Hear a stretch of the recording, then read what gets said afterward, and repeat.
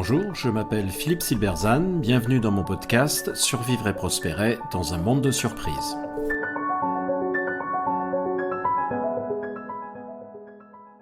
Les stratèges doivent-ils prendre des douches ? La leçon de survie de l'Empire byzantin. Pourquoi certaines organisations survivent et prospèrent longtemps tandis que d'autres périclitent ? La question se pose depuis longtemps et les réponses sont multiples, mais un facteur qui semble jouer de manière très forte est la capacité à maintenir un lien créatif avec la réalité changeante de son environnement. Un exemple historique est celui de la survie de l'Empire byzantin. Dans son ouvrage sur la grande stratégie de l'Empire byzantin, le spécialiste Édouard Luttwak se demande comment cet empire a pu durer près de 1000 ans, bien qu'étant situé dans une zone géographique défavorable et ayant constamment subi les attaques venant de pratiquement toutes les directions.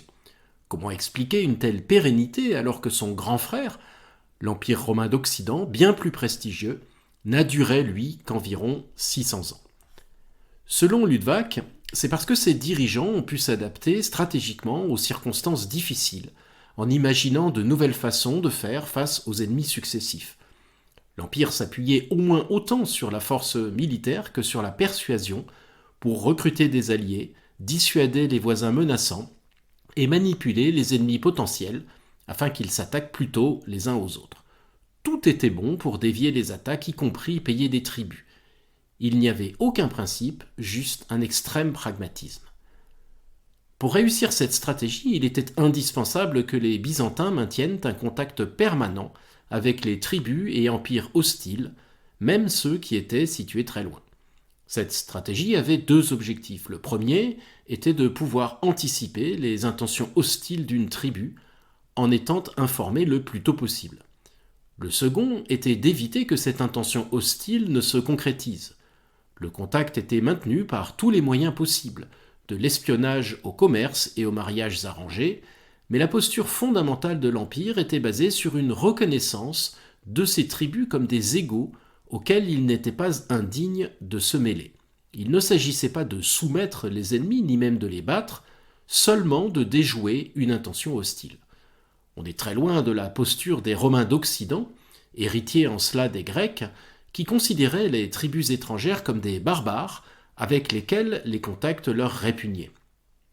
Au contraire, les Byzantins considéraient comme tout à fait normal et souhaitable de se mêler à ceux qu'ils ne considéraient pas comme des barbares, mais comme des alliés potentiels ou à défaut des ennemis temporaires.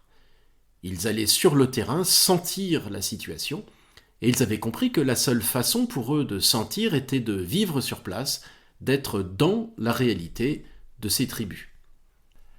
De manière intéressante, Luttwak attribue la facilité de contact des Byzantins à leur religion chrétienne. Celle-ci, en effet, voyait les bains d'un mauvais œil, car invitant à la sensualité. Les Byzantins, moins propres, étaient donc moins repoussés par l'odeur des barbares que des Romains obsédés par la propreté. Ils se mêlaient donc plus facilement à eux. Cette répugnance romaine, inspirée par les barbares, c'est-à-dire la distance entre eux, en quelque sorte la pensée et le terrain, reste d'actualité aujourd'hui dans la façon dont la stratégie est pensée et pratiquée.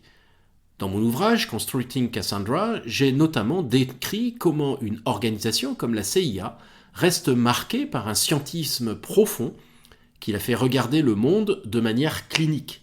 Cette vision clinique se retrouve souvent dans le monde des affaires où les analyses marketing, les stratèges ou les financiers regardent le monde au travers de modèles quantitatifs bien propres et désincarnés, et dont les plans sont souvent remis en question par des événements qu'ils n'ont pas vu venir. Au contraire, Georges Clemenceau, président du Conseil à la fin de 1917, était en permanence sur le terrain, lui aussi pour sentir la réalité de la guerre et de la vie des soldats. En stratégie, aucune donnée ni aucun rapport ne remplace un lien avec la réalité du terrain, et cette réalité ne peut que se vivre et pas se raconter. Merci de votre attention, vous pouvez retrouver cette chronique et bien d'autres sur mon blog www.philippe-silberzan.com. À bientôt.